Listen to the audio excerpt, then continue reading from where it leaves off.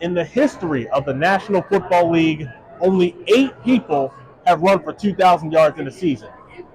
He's one of them. CJ Eke here with 104.5 The Zone, and I feel like I need to have some mob music because I'm here with the Grindfather. You gotta love it. Balls flying, pads popping. It's football season. Hey, right here in the middle. Here in Nashville, it's about Cam Ward, and the organization and the fan base are very excited about the new signal caller for the Titans. Absolutely. You mentioned the receivers. You get DJ Chisholm coming back for his senior year, though he's not a big guy. He brings a ton of speed to this offense. What is it like to play with a guy who brings that kind of dimension to the offense? How does seeing a lot of your players who made a tremendous impact, not only with the university but in the state of Tennessee as a whole, how does it make you feel knowing that the kids that you recruited and the kids that you coached ended up becoming like stewards of their community? I'm here with Chris Burke, and Chris Burke's got the greatest jacket I've ever seen in my life, bar none. It's dead serious. Do you remember the moment where you realized, I have a shot to play in the NFL? And when did it really click that it was a possibility? That's probably one of the biggest, most pivotal moments that I've had in my career overall. I don't think anything more needs to be said after that. Eric Berry, thank you for your time. CJ Eke here with 104.5 The Zone, and I am here with the voice of the Vols. You have to stop and say it, don't you? It is weird, isn't it? It is weird. Mike Keith, the voice of the Tennessee Volunteers. How does that feel? It feels great. It's been a great start. It's been 6 months. Haven't done a game yet, so I haven't screwed anything up yet. Highly doubt that. It's been fun. It's been fun to get started. We're digging in on a lot of different things and trying to be as thorough as we can and be ready for the season. But what's amazing is we're roughly 40 days away from playing football games, so we're about ready.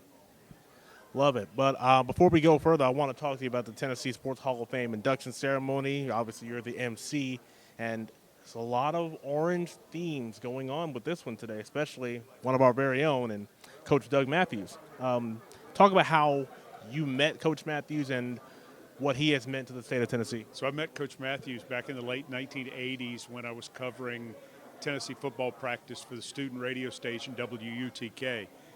Coach Matthews was an outstanding football coach on a staff of outstanding football coaches. That group in the 1980s that I got to cover was an all-star team of coaches.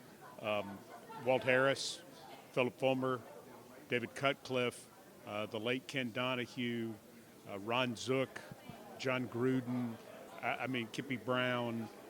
The list goes on.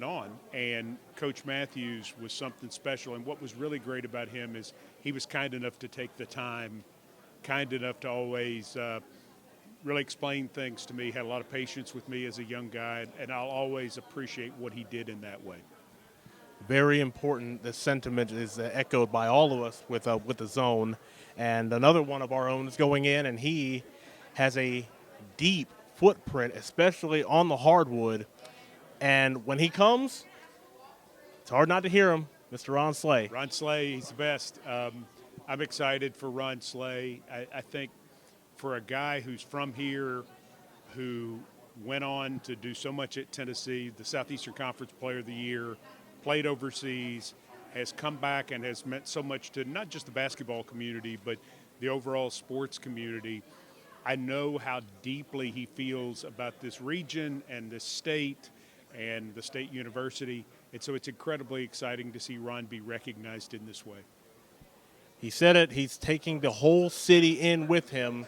And before we go, I want to talk about the upcoming season for the Volunteers. Obviously, some major storylines happening during the offseason. What is your assessment on how Josh Heupel feels about his football team as we approach fall camp? I think Josh Heupel feels really good about his program at Tennessee. The stability that he has overall. The biggest thing for Tennessee football right now is that it's year 5 for Josh Heupel. So there's a consistency in the coaching staff. There's a consistency in the culture. There's a tremendous amount of talent overall on both sides of the ball. I think the defense with Tim Banks as the coordinator has a chance to be the strength of this football team, at least to begin. I think that's where the optimism is. Now, we've got questions. I mean, we've got to settle the offensive line. We've got to have some people step forward at wide receiver. And the number one question, who's the quarterback? I mean, there are things to do. We're not picked very highly in the conference at this moment, but I kind of like our spot. I think we have a chance to really surprise some people with the overall depth of a roster that we have that he did not have at first. That's where Tennessee is getting better under Josh Heupel. The voice of the Vols, Mike Keith, and you can hear him and Ramon Foster on the Vol Network's coverage of Tennessee football Saturdays on 104.5 The Zone. Mike, thank you very much. Thank you.